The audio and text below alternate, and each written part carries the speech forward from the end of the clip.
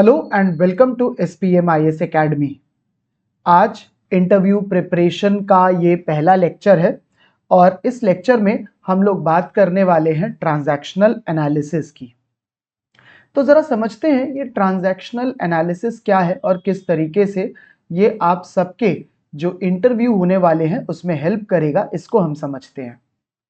देखिए, transactional analysis एक theory है जो ऑर्गेनाइजेशनल साइकोलॉजी में होती है और इस थ्योरी का जो बेसिक आइडिया होता है वो कुछ ऐसे है कि हमारे जो भी कम्युनिकेशन होते हैं दूसरों से, जो भी हम बातचीत करते हैं लोगों से, वो सब बातचीत हमारी ईगो स्टेट्स के बेसिस पर होती है। और अगर हम किसी से बातचीत करते टाइम पर, किसी से इंटरैक्ट करते टाइम पर अगर अपनी ईगो स्टेट्स को समझते हैं और दूसरों की ईगो स्टेट्स को समझते हैं तो जो भी कम्युनिकेशन हो रहा है वो हमारा इम्प्रूव हो सकता है। मोटा मोटा बोले तो ट्रांजैक्शनल एनालिसिस एक ऑर्गेनाइजेशनल साइकोलॉजी में, सिंपल बोलूं तो साइकोलॉजी का एक कॉन्सेप्ट है, जिस कॉन्सेप्ट में ये बोला जाता है कि अगर हम अपनी और सामने वाले की ईगो स्टेट्स को समझते हैं तो हम लोग दूसरों से अच्छे तरीके से बात कर सकते हैं और उनको बेटर आंसर कर सकते हैं। अब देखिए, ये चीज हमारे इंटरव्यू के लिए काफी इंपॉर्टेंट हो सकती है, क्योंकि अगर हम समझें कि हमारे इंटरव्यू में एसेंशियली होता क्या है, तो देखिए वो एक एक्चुअली एक इंटरेक्शन हो रहा है, एक बातचीत हो रही है, जो कि बातचीत जिसमें कुछ हमारे पास में इंटरव्यू पैनल के लोग होते हैं जो कुछ क्वेश्चंस पूछ रहे होते हैं और एक तरफ होते हैं हम जिनको आंसर देना है। दैट मीन्स ये एक कॉन्वर्जेशन है और इस कॉन्वर्जेशन को किस तरीके से अच्छे से करा जाए यही ट्रांजैक्शनल एनालिसिस बताती है। अब जरा समझते हैं कि ट्रांजैक्शनल एनालिसिस ये कैसे बताती है। देखिए, किसी भी ट्रांजैक्शनल एनालिसिस में बोला जाता है कि जो कॉन्वर्जेशन है उसको ट्रांजैक्शन बोलते हैं और इस ट्रांजैक्शन में जो क्वेश्चंस पूछ रहा होता है उसको बोलते हैं एजेंट और जो जवाब देता है उसको बोलते हैं रिस्पोंडेंट। आप इंटरव्यू देने गए और इंटरव्यू में जो पैनल ने आपसे कोई क्वेश्चन पूछा तो उनको बोला जाता है एजेंट, और जब आप इसका आंसर देते हैं तो आप हुए इसके रिस्पोंडेंट। अब देखिए, ट्रांजैक्शनल एनालिसिस का जो मेथड है इसमें बोला जाता है कि जो ये एजेंट क्वेश्चन पूछ रहा है या ये रिस्पोंडेंट जो जवाब दे रहा है, ये क्वेश्चन और आंसर एक्चुअली 3 ईगो स्टेट्स के थ्रू होते हैं। ईगो स्टेट क्या होती है इसको समझिएगा। सिंपल आइडिया बोले तो कुछ ऐसा है कि कोई भी अगर आपसे कोई क्वेश्चन पूछता है या अगर आप किसी का आंसर कर रहे हैं तो वो क्वेश्चन और आंसर आप 3 तरीके से कर सकते हैं। क्वेश्चन भी 3 तरीके से पूछे जा सकते हैं और उनके आंसर भी 3 तरीके से दिए जा सकते हैं। इन 3 तरीकों को बोलते हैं ईगो स्टेट्स। पहला है ईगो स्टेट जिसको पेरेंट ईगो स्टेट बोला जाता है।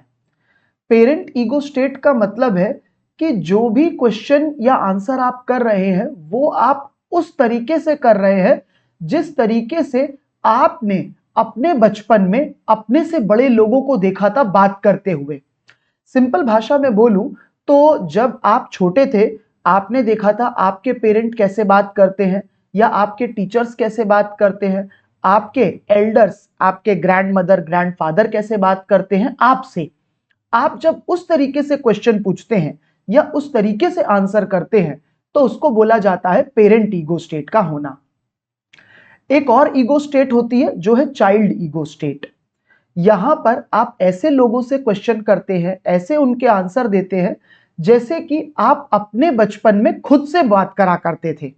जैसे आप जब बोला करते थे पेरेंट से अपने, जिस तरीके से, जैसे आप गुस्से से बोलते थे या प्यार से बोलते थे, अगर आप वैसे ही किसी से क्वेश्चन करते हैं और वैसे ही उनके आंसर दे रहे हैं तो दैट मीन्स आप चाइल्ड ईगो स्टेट्स में बात कर रहे हैं। और इन दोनों के बीच की एक ईगो स्टेट होती है, ये होती है अडल्ट ईगो स्टेट। यहां पर किसी से आप ऐसे बात करते हैं जैसे कि वो आपके बराबर है, आपके इक्वल है, और आप लॉजिकली उससे बात करते हैं, आप ऐसे बात करते हैं, आप उसको बराबर वाला मान के उसको कन्विंस करते हैं। अब ये जो ट्रांजैक्शनल एनालिसिस, ये पूरा का पूरा मेथड है, ये ट्रांजैक्शनल एनालिसिस यही बोलता है कि अगर आप किसी से बात करते टाइम पर उसकी ईगो स्टेट को समझ रहे हैं, ये समझ पा रहे हैं कि वो कैसे बात कर रहा है, तो आपके बीच की जो कन्वर्सेशन होगी वो अच्छी होगी और आप लोगों को इंप्रेस कर पाएंगे इजीली बात करके। That is the whole objective of transactional analysis. चलिए अब जरा समझना शुरू करते हैं कि कैसे ट्रांजैक्शनल एनालिसिस में हमें यूज करना होता है, इन आर्ग्यूमेंट्स को कैसे हमें यूज करना है, इसको समझते हैं। देखिए, ये जो ट्रांजैक्शनल एनालिसिस का मेथड होता है, इस मेथड में जैसा कि मैंने आपको बताया कि 3 ईगो स्टेट होती हैं। अब इन 3 ईगो स्टेट को हम लोग एक एक करके अच्छे से समझ लेते हैं कि इन ईगो स्टेट्स में क्या होता है। इनको हम लोग एक एक करके समझने जा रहे हैं। सबसे पहली ईगो स्टेट की बात करते हैं, पेरेंट ईगो स्टेट। ये ईगो स्टेट्स आपके लिए समझना इसलिए जरूरी है क्योंकि जब आप इन ईगो स्टेट को समझेंगे तभी आप अपने इंटरव्यू को अपनी डायरेक्शन में ले जा पाएंगे। आप इंटरव्यूअर को वो जवाब देंगे जो वो सुनना चाहता है, और जब आप उसको वैसा ही जवाब देंगे जो वो सुनना चाहता है तभी आपका इंटरव्यू अच्छा होगा। और यही इस ट्रांजैक्शनल एनालिसिस का ऑब्जेक्टिव है, समझना सामने वाले की ईगो स्टेट को और अपने को उसी हिसाब से चेंज करना जिससे कि आप अच्छे से बात कर पाए लोगों से और आप किसी को भी इंप्रेस कर दे पहली बार बात करके और उसको लगे आपकी पर्सनालिटी सूटेबल है इस इंटरव्यू प्रोग्राम के लिए। आई एम सॉरी, उसको लगे आपकी पर्सनालिटी सूटेबल है फाइनली इस जॉब के लिए। तो बात कर रहे थे पेरेंट ईगो स्टेट की। ये ईगो स्टेट क्या होती है? देखिए, पेरेंट ईगो स्टेट जैसा कि मैंने आपको बताया, ये वो स्टेट होती है जब आप इसमें बात करते हैं तो आप एक्चुअली उन लोगों की जैसे बात कर रहे होते हैं जो आपसे बात करा करते थे जब आप छोटे थे।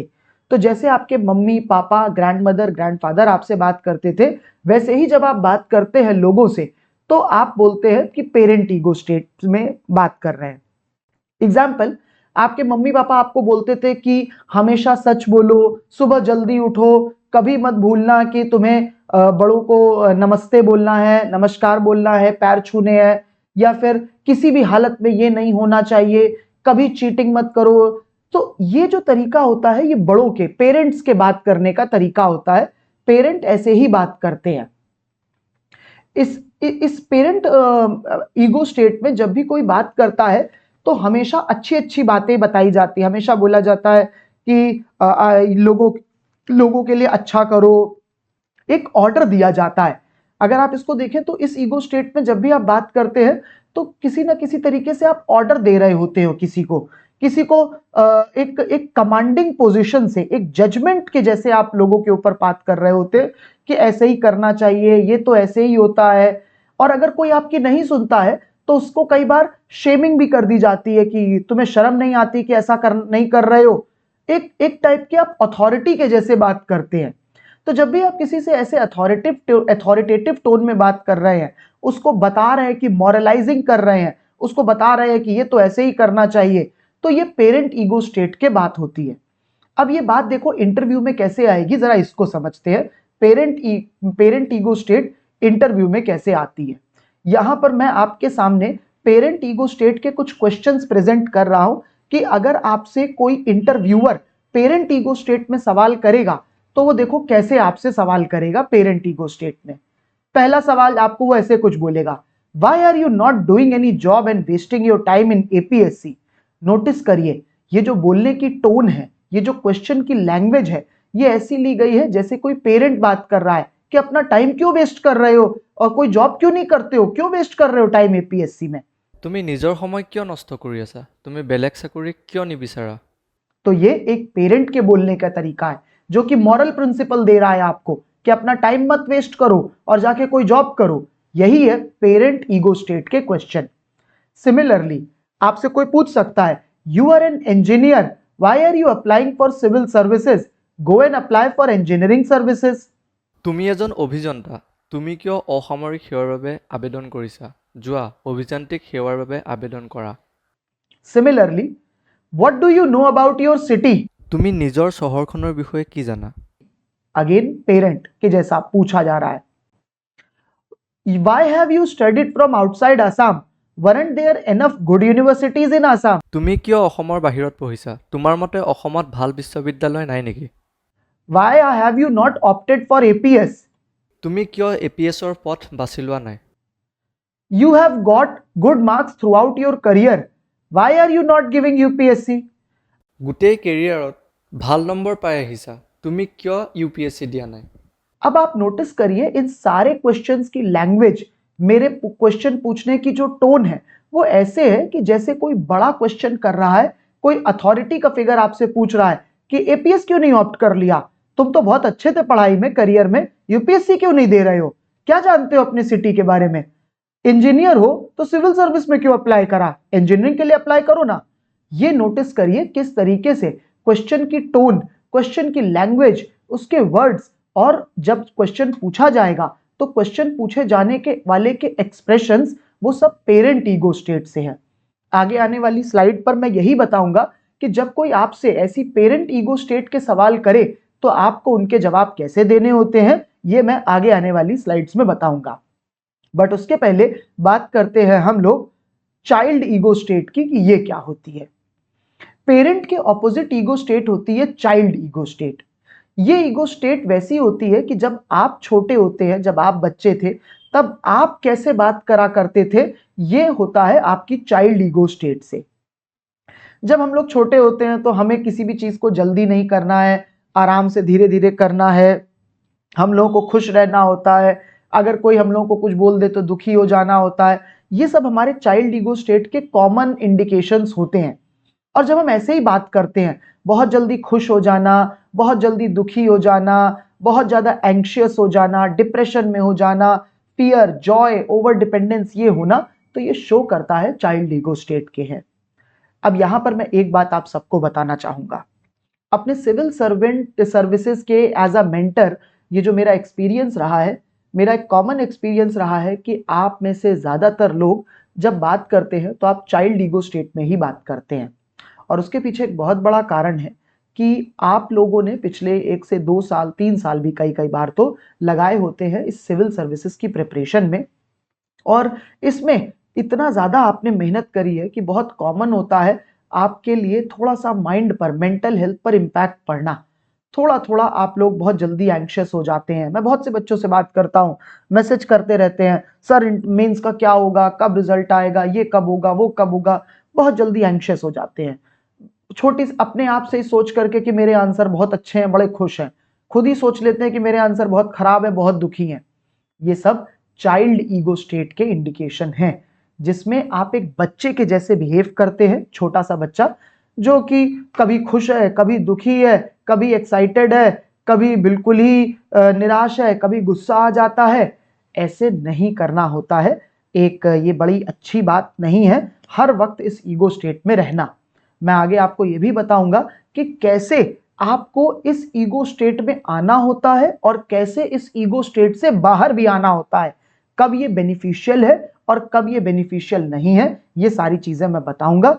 यहां पर नेक्स्ट स्लाइड में मैं आपको दिखा देता हूं कि अगर ये ईगो स्टेट है तो उससे रिलेटेड कैसे क्वेश्चंस हो सकते हैं। अब जैसे एक क्वेश्चन देखिए, आपसे अगर किसी ने पूछा कि आई हैव नॉट, आपने मास्टर्स क्यों नहीं परस्यू कर लिया, भाई बहुत से बच्चे देते हैं सिर्फ ग्रेजुएशन करते हैं, मास्टर्स नहीं करते। तो क्वेश्चन पूछा जाता है क्यों नहीं कर लिया मास्टर, तो बहुत से बच्चे इसका आंसर क्या दे देते हैं कि मैंने मास्टर इसलिए नहीं करा, I have not pursued masters because I did not like my subject. মই মাষ্টাৰ্ছ এইকাৰণে নকৰিলোঁ কাৰণ এই বিষয়টো মই বেয়া পাওঁ। तो ये हो गया है चाइल्ड के जैसा बिहेव करना। If you are not liking this subject, so आपको ऐसे नहीं बोलना होता। बच्चे होते हैं जो लाइक डिसलाइक करते हैं। पूछा गया खाना क्यों नहीं खाया, तो उसने बोल दिया नहीं मुझे तो आइसक्रीम नहीं, मुझे खाना नहीं पसंद था इसलिए नहीं खाया। ये बच्चों के जैसा रिप्लाई है। So you do not have to reply like a child that I have not pursued masters because I did not like my subject. ये अच्छा रिप्लाई ऐसा नहीं है। सिमिलरली और एग्जाम्पल्स देखिए, क्वेश्चन पूछा गया कि एपीएस क्यों नहीं टॉप प्रायोरिटी में दिया, तो आंसर दे दिया I have heard that APS training is very tough so I have not opted for APS. মই শুনিছোঁ যে APSC প্ৰশিক্ষণ বৰ কঠিন, গতিকে মই APSC বাছি লোৱা নাই। अगेन बच्चे के जैसा रिप्लाई, डर गए टफ ट्रेनिंग से इसलिए नहीं करा। और क्वेश्चन देखिए, यूपीएससी के लिए क्यों नहीं अप्लाई करते हो, एसीएस क्यों बन रहे हो? Sir, my first aim is to become ACS officer, later I will try for UPSC officer also. Sir, মোৰ প্ৰথম লক্ষ্য হৈছে ACS অফিচাৰ হোৱা, পিছত মই UPSCৰ বাবে চেষ্টা কৰিম। अगेन बच्चों के जैसा रिप्लाई, बोला कि पहले एसीएस बन लूं, बाद में यूपीएससी का अप्लाई करूंगा, बाद में बनूंगा।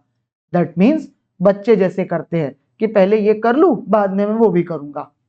माइंड सेट नहीं है, डिसाइड नहीं करा है, फोकस नहीं करा है कि कल लाइफ में क्या करना है।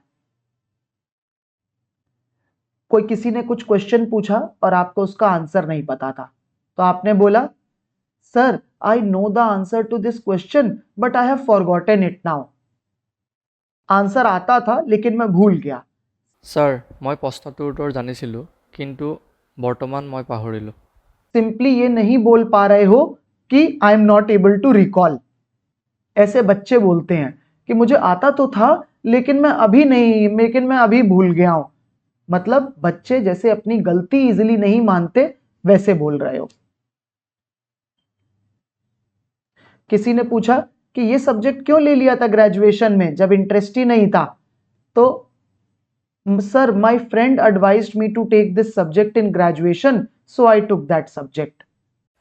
ছাৰ, মোৰ বন্ধু এজনে পৰামৰ্শ দিছিল গ্ৰেজুৱেশ্যনত এই বিষয়টো ল'বলৈ, সেইবাবে মই বিষয়টো ল'লোঁ। Again child ego state, friend की एडवाइस पर चल जाते हो, अपना नहीं सोच रहे हो। नोटिस करिए ये सारे के सारे क्वेश्चन चाइल्ड ईगो स्टेट के आंसर्स यहां पर आपके सामने दिए जा रहे हैं। अब आ जाते हैं हम लोग थर्ड ईगो स्टेट, जो होती है अडल्ट की ego state. Adult ego state की जो होती है, इसकी स्पेशलिटी होती है कि यहां पर रीजन करा जाता है हर एक चीज को और क्रिटिकली एनालाइज करा जाएगा। जो अडल्ट्स होते हैं वो सामने वाले दूसरे अडल्ट की रिस्पेक्ट करते हैं, उनको अपने बराबर मानते हैं, इक्वालिटी होती है।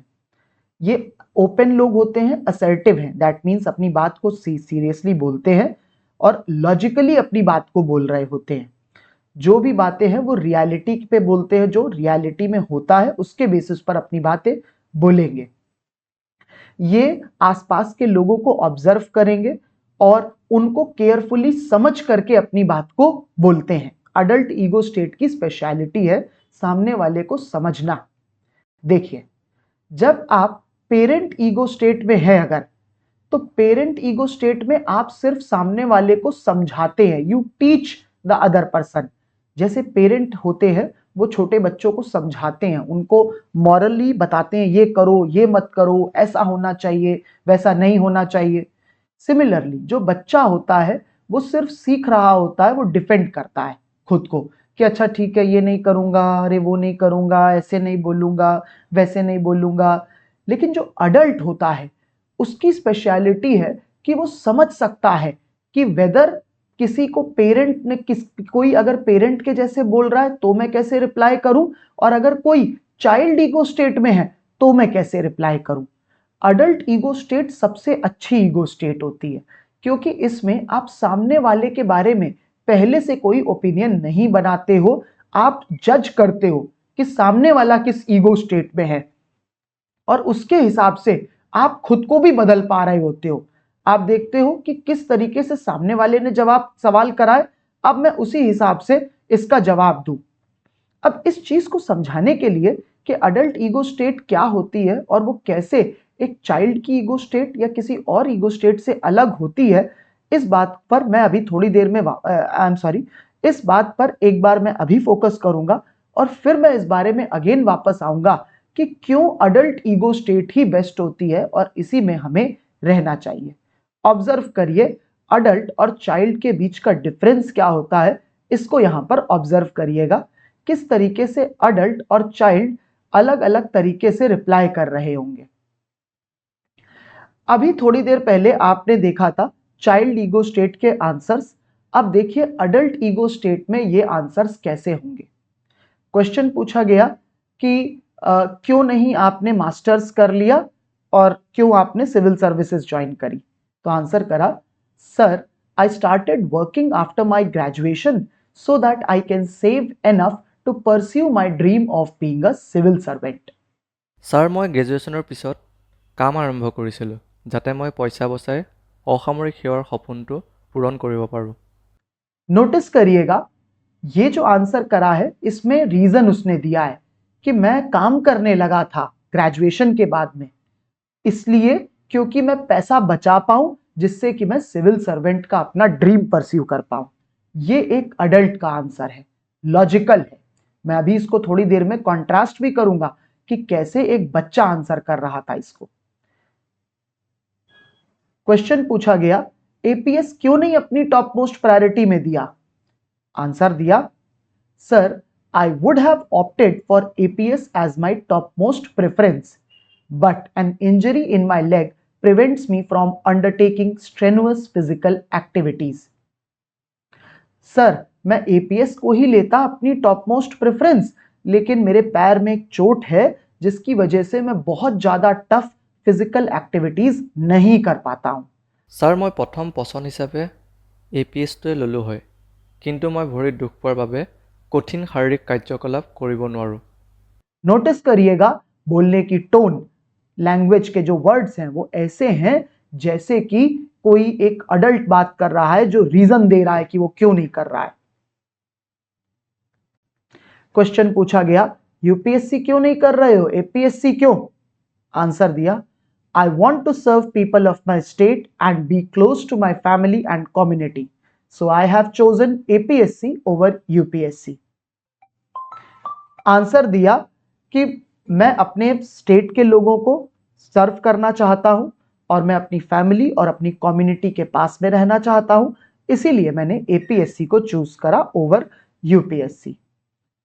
মই নিজৰ ৰাজ্যখনৰ জনসাধাৰণক সেৱা কৰিব খোজোঁ, নিজৰ পৰিয়ালৰ সমুদায়ৰ ওচৰত থাকিব খোজোঁ, সেইকাৰণে মই UPSC এৰি APSC বাছি লৈছোঁ। लैंग्वेज और टोन नोटिस करिए, क्लियरली उसने अपने रीजन दिए हैं कि मैं ये कर रहा हूं और मैं ये इसलिए कर रहा हूं। अडल्ट ईगो स्टेट की स्पेशलिटी होती है, हर एक चीज का रीजन होता है, वेल प्रिपेयर्ड आंसर होते हैं, बोलने के तरीके में एक्सप्रेशंस नहीं फ्लैटनेस होती है और हर चीज लॉजिकली एक्सप्लेन्ड होती है। कोई क्वेश्चन पूछा उसका आंसर नहीं आता था, बिना किसी टाइप का इमोशन दिखाए अपॉलजी के साथ में बोला, sir I am not able to recall the answer to this question, I am sorry. Sir ক্ষমা কৰিব, এই প্ৰশ্নটোৰ উত্তৰ মোৰ মনত পৰা নাই। आप नोटिस करिए किस तरीके से सॉरी बोल दिया गया, बहुत ज्यादा बिना कुछ चेंजेस करे। क्वेश्चन पूछा गया कि पर्टिकुलर सब्जेक्ट ग्रेजुएशन में क्यों लिया? आंसर दिया, during my school days I had very few people to advise me regarding the choice of graduation subjects, I chose that subject as per the advice given by my teacher.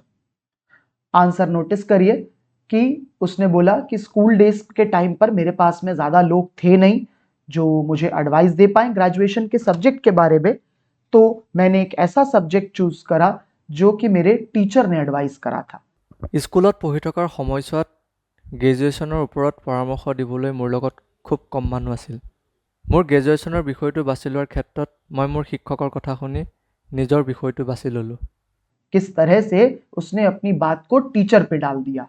एक बात और याद रखिएगा, कोई जरूरी नहीं है सारी बातें आप सच सच एग्जैक्टली बोले, थोड़ा बहुत इंटेलिजेंट ब्लफिंग करी जा सकती है, लेकिन ध्यान रख रहे इंटेलिजेंट ब्लफिंग में कहीं आप पकड़े ना जाएं, ये आपको ध्यान रखना पड़ेगा। चलिए देखते हैं किस तरीके से ये जो आंसर्स हैं वो एक चाइल्ड के आंसर से अलग हो जाते हैं। एक बार इसको देख लेते हैं। नोटिस करिएगा चाइल्ड और अडल्ट के आंसर्स में डिफरेंस। एक तरफ अडल्ट ने ये आंसर दिया था और एक तरफ चाइल्ड ने ये आंसर दिया था। अब देखिए क्या कॉन्ट्रास्ट है। चाइल्ड बोलता है ग्रेजुएशन के सब्जेक्ट को फ्रेंड ने एडवाइस कर दिया था तो मैंने लिया। अडल्ट ने बोला मेरे पास में लोग नहीं थे मुझे बताने के लिए, फिर भी ये सब्जेक्ट मैंने अपने टीचर की एडवाइस पे लिया। चाइल्ड ने बोला मुझे आता तो था लेकिन मैं अभी भूल गया। अडल्ट ने बोला मुझे याद नहीं आ रहा है, आई एम सॉरी। चाइल्ड ने बोला पहले एसीएस बनूंगा फिर यूपीएससी ट्राई करूंगा। अडल्ट ने बोला मैं अपने स्टेट के लोगों को और अपनी फैमिली कम्युनिटी को मैं अपने स्टेट के लोगों को सर्व करना चाहता हूं, अपनी फैमिली अपनी कम्युनिटी के पास रहना चाहता हूं, इसलिए मैंने एपीएससी को चूज करा ओवर यूपीएससी। कहीं पर भी अडल्ट ने नहीं बोला कि बाद में यूपीएससी भी करूंगा। चाइल्ड ने बोला एपीएस ट्रेनिंग बहुत टफ है तो नहीं लिया एपीएस। अडल्ट ने बोला मैं डेफिनेटली एपीएस को लेता टॉप मोस्ट प्रायोरिटी में, लेकिन इंजरी है जिसकी वजह से मैं टफ फिजिकल एक्टिविटी नहीं कर सकता हूं। अब कोई जरूरी नहीं है हर किसी के पास ये इंजरी हो, किसी के और रीजंस हो सकते हैं, एज एक रीजंस हो सकता है या there can be other physical limitations. Child ने बोला मास्टर्स इसलिए नहीं करा क्योंकि अच्छा नहीं लगा। अडल्ट ने बोला मुझे काम करना पड़ गया था ग्रेजुएशन के बाद में जिससे कि मैं पैसा बचा पाऊं सिविल सर्विसेज परस्यू करने के लिए। नोटिस करिए कैसे दोनों के रिस्पॉन्सेस, दोनों की टोन, दोनों की लैंग्वेज में अंतर है। तो ये तो बात हो गई तीनों ही ईगो स्टेट के बारे में। अब जरा एक बार देख लेते हैं अभी तक हमने क्या सीखा। हमने सीखा कि हमारे पास में 3 ईगो स्टेट्स होती हैं, पेरेंट है, चाइल्ड है और अडल्ट है। ये 3 ईगो स्टेट्स हैं। इन 3 ईगो स्टेट में हम बात कर रहे होते हैं एक दूसरे से। कोई क्वेश्चन पूछता है तो इन 3 ईगो स्टेट के हिसाब से पूछेगा, कोई आंसर करेगा तो इन 3 ईगो स्टेट में से किसी एक में कर रहा होगा। हम किसी भी ट्रांजैक्शन को, किसी भी कम्युनिकेशन को एनालाइज करके समझ सकते हैं कि कौन सी ईगो स्टेट यूज करी जा रही है। और अडल्ट ईगो स्टेट बेस्ट होती है क्योंकि अडल्ट ईगो स्टेट का जो आदमी है या जो भी लड़की है वो पेरेंट या चाइल्ड ईगो स्टेट में इजीली स्विच कर सकता है। अब देखते हैं कि किस तरीके से ट्रांजैक्शनल एनालिसिस हमें हेल्प करेगी कि हमें इन ईगो स्टेट्स के कॉन्सेप्ट को यूज करना है, इसको समझते हैं। ट्रांजैक्शनल एनालिसिस थ्योरी बोलती है कि एक सक्सेसफुल ट्रांजैक्शन, एक अच्छी कम्युनिकेशन वो है जहां पर ईगो स्टेट्स कॉम्प्लीमेंट्री हैं। कॉम्प्लीमेंट्री ईगो स्टेट का मतलब है कि जो रिसीविंग ईगो स्टेट है और जो सेंडिंग ईगो स्टेट है वो दोनों एक दूसरे को कंप्लीट करती हैं। फॉर एग्जाम्पल, अगर क्वेश्चन पूछा जा रहा है as a parent to child तो आंसर भी चाइल्ड टू पेरेंट ही आना चाहिए। जिसने भी सवाल करा है अगर वो ऐसे सवाल कर रहा है कि जैसे पेरेंट सवाल करता है बच्चे से, वैसे ही आंसर भी होना चाहिए कि जैसे बच्चा आंसर करता है पेरेंट को। That means complementary. अगर कोई पेरेंट बन के सवाल कर रहा है तो उसको आंसर बच्चा बन के दो। ये तरीका होता है सक्सेसफुल ट्रांजैक्शन का। एग्जाम्पल के थ्रू समझते जाते हैं कि किस तरीके से है। नोटिस करिएगा यहां पर एक क्वेश्चन आपके सामने आ रहा है। ये देखिए क्वेश्चन करा गया है पेरेंट बन के बच्चे को, जैसे एक पेरेंट का सवाल करेगा बच्चे को वैसे क्वेश्चन है। You got such good marks during your graduation. Why haven't you pursued post graduation? Notice करिएगा टोन है एक पेरेंट की, अरे इतने अच्छे नंबर तो आए, क्यों नहीं कर लिया पोस्ट ग्रेजुएशन? तो आंसर भी बच्चा बन के ही दो। Sir, despite my good marks I was not able to maintain my interest in the subject, so I did not do post graduation. बच्चे के जैसा आंसर दिया, सर नंबर तो अच्छे थे लेकिन मैं अपना इंटरेस्ट नहीं रख पा रहा था इसीलिए नहीं दिया मैंने। Similarly, sir I come from humble background so my family could not afford my further education. बोला सर मैं बहुत थोड़ा लेस प्रिविलेज्ड हम्बल बैकग्राउंड से हूं, गरीब घर से हूं, तो मेरी फैमिली अफोर्ड नहीं कर पाई मेरी एजुकेशन। तो देखिए क्वेश्चन जब करा गया पेरेंट का बच्चे से तो आंसर दिया जैसे बच्चा पेरेंट को बोलता है। अब ये होता है कॉम्प्लीमेंट्री ट्रांजैक्शन। इसके ऑपोजिट होता है क्रॉस ट्रांजैक्शन। ऑब्जर्व करिएगा, इस बार भी क्वेश्चन करा गया जैसे एक पेरेंट करता है बच्चे से। क्वेश्चन हुआ you got such good marks during your graduation, why haven't you pursued post graduation. लेकिन इस बार आपने जो आंसर करा वो ऐसे कि जैसे पेरेंट बच्चे को आंसर कर रहा है।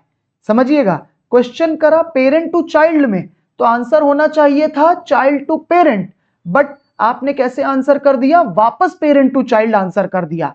आपने क्या बोला, sir I had no interest in the subject so I did not continue. जैसे कोई पेरेंट बता रहा है कि नहीं मुझे नहीं करना था तो मैंने नहीं करा। अब नोटिस करिएगा तरीका क्या है, वापस अगर आप पेरेंट टू चाइल्ड आंसर कर दोगे तो आपको समझा जाएगा अरे ये तो बड़ा एरोगेंट है, इसको ये हो गई है क्रॉस ट्रांजैक्शन। दैट मींस अब इसको अच्छा नहीं माना जाएगा। अगर सवाल उसने पेरेंट के जैसा करा है तो जवाब बच्चे के जैसा ही दिया जाना चाहिए। सिमिलरली अगर उसने सवाल ये करा कि क्यों नहीं करा पोस्ट ग्रेजुएशन, आप दूसरी फिर से बनने लग गए पेरेंट, आपने जवाब दे दिया sir our education system is such that we easily get marks by memorizing previous year question, so I have no interest in such an education system। Answer आप ऐसे कर रहे हो जैसे आप बहुत बड़े पेरेंट हो, आप बता रहे हो कि हमारा एजुकेशन सिस्टम क्या है। अगेन देखिए क्रॉस ट्रांजैक्शन है, ये कॉम्प्लीमेंट्री नहीं है। जब उसने पेरेंट को बच्चे के जैसा करा तो आंसर भी बच्चे के जैसा होना चाहिए। अब वहां जाके आप पेरेंट मत बनो उसके आगे और उसको समझाओ, उसको मत समझाने लग जाओ कि हमारा एजुकेशन सिस्टम क्या है और क्या हमें करना होता है, मुझे इंटरेस्ट नहीं है। आई होप आपको मेरी बातें समझ आ रही हैं। ऐसा ही मैं एक और एग्जांपल भी आपके सामने प्रेजेंट कर रहा हूं। इस बार आपसे क्वेश्चन करा गया, कोई अगर वर्किंग है तो उससे क्वेश्चन आया you are already working well as a teacher, why do you want to become an officer now. Parent की ईगो स्टेट से क्वेश्चन है। आंसर इज चाइल्ड के जैसा। अगर पेरेंट की ईगो स्टेट से क्वेश्चन है तो आंसर कैसा होना चाहिए, चाइल्ड के जैसा होना चाहिए। तो आपने बोला sir I joined as a teacher early in my career to support my family, now sir I am financially independent so I want to pursue my career as a civil servant. अब आपने भी बच्चे के जैसा बोल दिया sir पहले मेरी थोड़ी मजबूरी थी, फैमिली को सपोर्ट करना था, लेकिन अब मैं फाइनेंशियली इंडिपेंडेंट हूं तो अब मुझे सिविल सर्वेंट बने रहना है।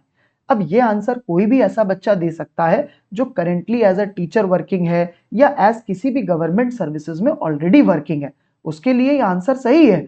अगर आपसे कोई भी पूछा जाए आप टीचर क्यों हो, आप पहले ग्रेड 3 में थे अब क्यों आ रहे हो, आप यहाँ थे तो अब ये क्यों कर रहे हो, ऐसे किसी भी आंसर को आप बता सकते हो। या पूछा जाए आप प्रोफेसर हो तो अब क्यों, तो आप सभी केसेस में बोल सकते हैं कि मुझे फैमिली को सपोर्ट करना था लेकिन अब मैं फाइनेंशियली इंडिपेंडेंट हूं तो अब मैं अपना करियर परस्यू कर रहा हूं।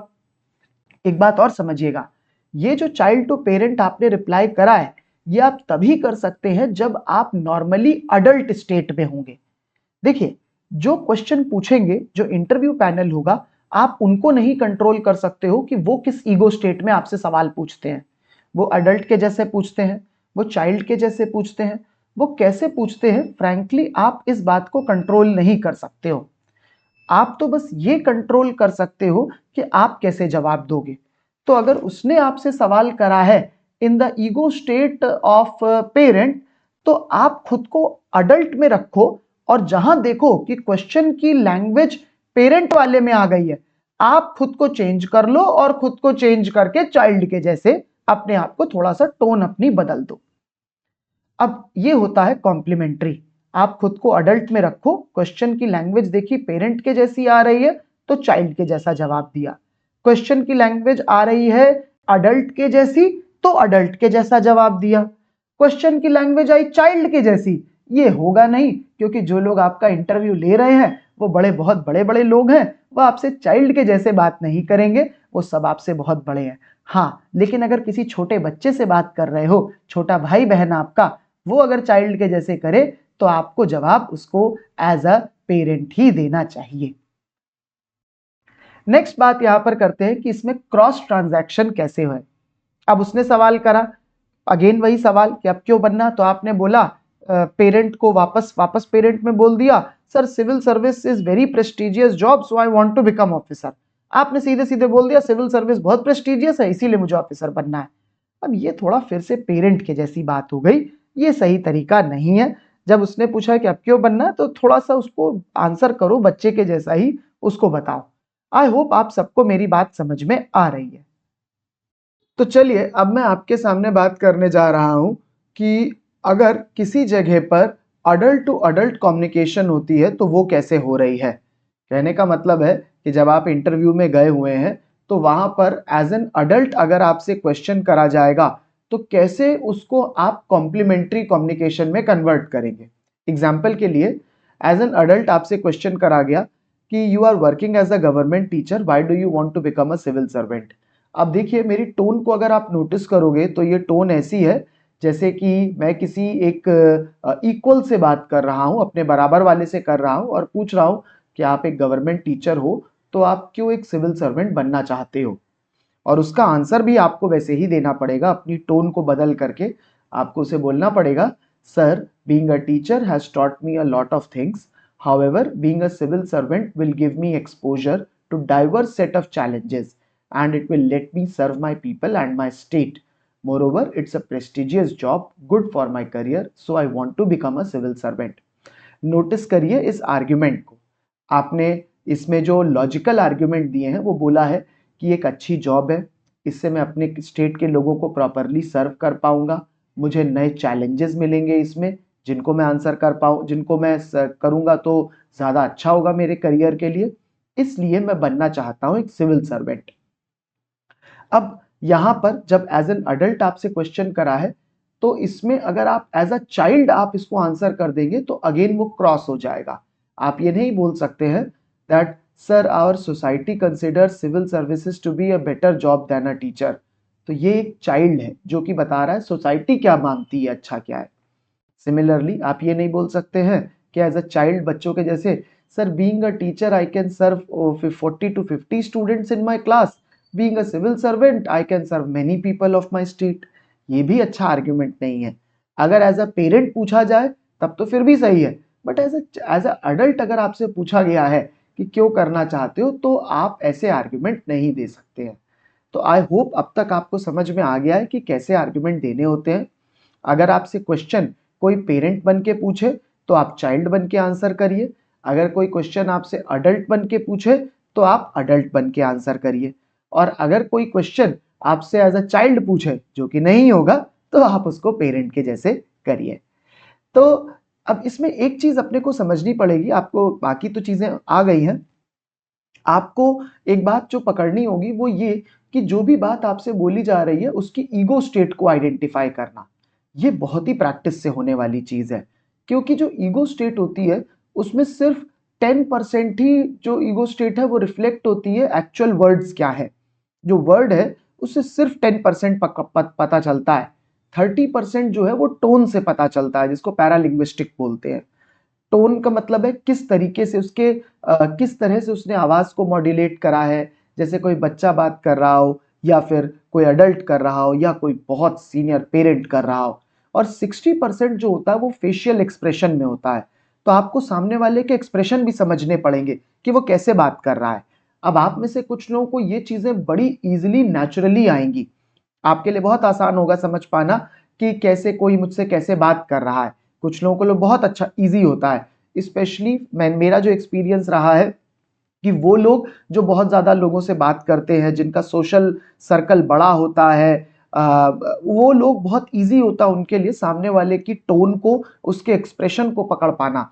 जो लोगों ने थोड़ी कम बातचीत करते हैं, थोड़े से इंट्रोवर्ट होते हैं, उनके लिए डिफिकल्ट भी हो जाता है समझ पाना एग्जैक्टली कि सामने वाला किस तरीके से बात कर रहा है। और बहुत कुछ यहाँ पर लक भी काम कर जाता है। अगर आपने बहुत अच्छे से आइडेंटिफाई कर लिया आप डील कर लोगे, अगर आपने थोड़ा सा भी कम आइडेंटिफाई करा आपको प्रॉब्लम भी होने लग जाती है। बट एक चीज जरूर है कि आपको आइडेंटिफाई करने के लिए प्रैक्टिस बहुत करनी पड़ेगी। देखिए ये जो आपको ईगो स्टेट्स आइडेंटिफाई करने हैं, इसके लिए अगर आपको करना है तो आपको आज से ही लोगों से बात करनी पड़ेगी। अगर आप थोड़े इंट्रोवर्ट हैं, आप बात नहीं करते हैं, सिर्फ पढ़ाई में रहते हैं, तो मान के चलिए थोड़ी प्रॉब्लम तो आएगी ही आएगी। भाई बिना प्रैक्टिस के ये सब चीजें नहीं हो सकती हैं। सो आप अगर इंटरव्यू की तैयारी कर रहे हैं तो आपके लिए दो चीजें आपको अभी से स्टार्ट करनी है। लोगों से बात करिए, टॉक टू पीपल, ऑब्जर्व करिए उनको वो किस तरह से बात कर रहे हैं, और आप कॉम्प्लीमेंट्री कॉन्वर्जेशंस की आदत डालिए आपसे। अगर कोई पेरेंट से आपसे बात करे तो आप चाइल्ड के जैसे करिए, कोई चाइल्ड के जैसे करे तो आप पेरेंट के जैसे करिए, कोई अडल्ट के जैसे करे तो आप अडल्ट के जैसे करिए। इसमें बेस्ट होता है अडल्ट बन के रहना, जैसा कि मैंने पहले भी बोला है। उसका सिंपल रीजन है कि अडल्ट जो होते हैं उस स्टेट में आप सोचते रहते हो कंटिन्यूअसली कि सामने वाला कैसे बोल रहा है, और आप उसी के अकॉर्डिंग ही एक्शन लेते हो। अडल्ट कॉन्वर्जेशन में इजिली आप खुद को चाइल्ड बना ले जाओगे, आप खुद को पेरेंट बना ले जाओगे। आपके लिए बहुत इजी होता है खुद को चेंज करना। और सामने वाले को भी वैसा ही पसंद भी आता है, क्योंकि जनरली सबको पता है कि एज एन अडल्ट ही बात करनी होती है, एक तरीके से ही रहना होता है, सामने वाले को इक्वल मानना होता है, तो सामने वाला भी ट्राई करता है आपसे एज एन अडल्ट बात करना। आफ्टर ऑल इंडिया में सब लोग बराबर ही हैं, कॉन्स्टिट्यूशन हमें इक्वालिटी के राइट देता है, तो हर कोई अडल्ट के जैसा ही ट्राई कर भी रहा होता है। अब हैविंग सेड दैट कि अडल्ट बनना जरूरी है, अडल्ट के जैसे बात करें जिससे कि सामने वाला अगर पेरेंट बने भी तो भी आप समझ जाए उसके बारे में, तो इसके लिए क्या करना है, तो इसके लिए भी जरा देख लीजिए। सबसे पहले आपको अपीयर करना पड़ेगा और बिहेव करना पड़ेगा एज एन अडल्ट। अब इसके लिए जरूरी है कि आप ड्रेस करिए properly as an adult. Dress करने का तरीका होता है कि एक अडल्ट, एक मैच्योर लोग जैसे कपड़े पहनते हैं वैसे पहनने। अब मैंने यहाँ पर कुछ आपको ड्रेस के ऊपर बताया है कि क्या क्या आपको पहनना होता है कपड़े इन एन इंटरव्यू। हम लोग एक सेशन भी रखेंगे जिसमें हम लोग सर्विंग एसीएस ऑफिसर्स हैं उनको इनवाइट करेंगे और वो भी आपको इस पर टिप्स देंगे कि how to dress properly in an interview, what to wear, what not to wear, what footwear you have to do, what hair you have to do. Hair भी बड़ा इंपॉर्टेंट होता है स्पेशली फीमेल के लिए, कैसे अपने बाल रखने हैं, कैसा फुटवियर पहनना है, जूता चप्पल कैसे होने चाहिए, लिपस्टिक किस कलर की होनी चाहिए, कितना मेकअप करना होता है, एवरीथिंग इज इंपॉर्टेंट। तो इसके लिए भी सेशन होगा जिसमें हम इन चीजों को बताएंगे। इनको बहुत जल्दी नहीं कर रहे क्योंकि ये बहुत इजी टू डू है। जो टफ चीजें हैं वो है खुद की टोन पर काम करना, अपने एक्सप्रेशंस पे काम करना, ये टफ है, और अपने आइडियाज पे काम करना। आइडियाज के लिए आपको पहले ही बताया गया है कि आपको अपना लोकल न्यूज़पेपर भी पढ़ना है और साथ ही साथ आपको एसपीएम आईएएस का डेली न्यूज़पेपर एनालिसिस भी देखना है। साथ ही साथ कुछ और एसीएस के सेशंस भी होंगे जिसमें आप लोगों को बताया जाएगा कि क्या कैसे पढ़ना होता है, क्या आंसर करना है हॉबी पे, अपने इंटरेस्ट पे, ग्रेजुएशन सब्जेक्ट्स पर। ये वीडियोस भी बहुत जल्दी आपके सामने अपलोड हो जाएंगे। नेक्स्ट बात करी जा रही है एज एन अडल्ट आपको कैसे ग्रीट करना होता है लोगों को। इस पर भी एक सेशन होगा जिसपे बताया जाएगा कि पैनल मेंबर्स को कैसे प्रॉपरली एड्रेस करना है, सैल्यूटेशंस क्या होते हैं, किसको पहले ग्रीट करना है, किसको जाके पहले गुड मॉर्निंग गुड आफ्टरनून बोलना है, के कब बैठना है कब नहीं बैठना है, उठना कैसे है, लीव कैसे करना है, इसके बारे में भी। तो ये सब सेशंस में भी आपको बताया जाएगा। इवन तो यहाँ पर कुछ कंटेंट है बट मैं चाहूंगा कि आपके सामने कोई एसीएस ऑफिसर आ करके आपको डिस्प्ले करके दिखाए कि देखिए ये चीजें ऐसे होती हैं, तो आप ज्यादा सीखोगे। सिमिलरली कैसे बिहेव करना है, सीधा बैठना है, अपना हेड नहीं टिल्ट करना है, फिंगर का लेग का मूवमेंट नहीं करना है, कैसे अपने हाथ को रखना है, कहाँ रखना है, ये सारी चीजें। आंसरिंग कैसे करनी है, किसको देखना है, किसी एक वॉल पे नहीं देखना होता है, नीचे नहीं देखना होता है, ये सारी चीजें भी आपको सिखाई जाएगी। सो ये सब सेशंस हमारे पास में होते रहेंगे जिसमें आपको सिखा दिया जाएगा अपीयर और बिहेव कैसे करना है, बात कैसे करना है, इसकी प्रैक्टिस आप लोग करते रहिए। अब एक बात और, एक लास्ट चीज होती है इस ट्रांजैक्शन एनालिसिस में जो कि हमारे इंटरव्यू से तो रिलेटेड नहीं है, लेकिन जब मैंने इतनी बात करी तो जरा साइकोलॉजी का एक छोटा सा एस्पेक्ट आपको और बता देता हूं। ये होता है कि बहुत बार लोग अडल्ट के जैसे बिहेव करते हैं, बात करते हैं, बट एक्चुअली वो होते नहीं हैं, वो नाटक कर रहे होते हैं। फॉर एग्जाम्पल, अडल्ट के जैसे बात करेगा कि ये मैं इसलिए नहीं कर सकता हूं, तो दूसरा बोलता है कि तुम ये कर सकते हो, नहीं नहीं ये मैं इसलिए भी नहीं कर सकता हूं क्योंकि ये नहीं होता है। तो वो बोलेगा तुम ये कर लो, नहीं नहीं नहीं हाँ ये कर सकते हैं लेकिन ये मैं इसलिए नहीं कर रहा हूं क्योंकि ये नहीं होता है। बेसिकली कई बार लोग नाटक कर रहे होते हैं अडल्ट बनने का। अब ये इंटरव्यू के लिए तो रेलिवेंट नहीं है, लेकिन ये रेलिवेंट है आपके रियल लाइफ एक्सपीरियंसेस के लिए कि बहुत बार आपको लगेगा कि लोग रीजन करते हैं बट वो रीजन कर नहीं रहे होते हैं, वो प्री कंसीव्ड नोशंस बना के रखे होते हैं अपने माइंड में। पहले से ही उनको लगता है कि ये कर लो, ये यही होना चाहिए, तो सामने वाला कुछ भी बोलता है वो करते अपने मन की ही है। तो ये चीजें लाइफ के लिए होती है, एज ए नहीं करना चाहिए। और इंटरव्यू में भी अगर आपको बैक टू बैक क्वेश्चंस आए आपके डिसीजंस पर, तो जरूरी है कि आप डिफेंड ना करें, आप एक बार डिफेंड करें, दूसरी बार, और उसके बाद आई एम सॉरी सर करके चुप हो जाए। So that is about this session. Hope आपके लिए ट्रांजैक्शनल एनालिसिस का सेशन बहुत यूजफुल रहा होगा और आपने बहुत कुछ सीखा होगा। आप लोग इस पर प्रैक्टिस करते रहिए और जब हम लोग मॉक इंटरव्यूज स्टार्ट करेंगे तो जल्दी मैं इस बात को इवैल्यूएट करूंगा कि आप कितने अच्छे तरीके से जवाब दे पा रहे हैं। Thank you everyone. All the best.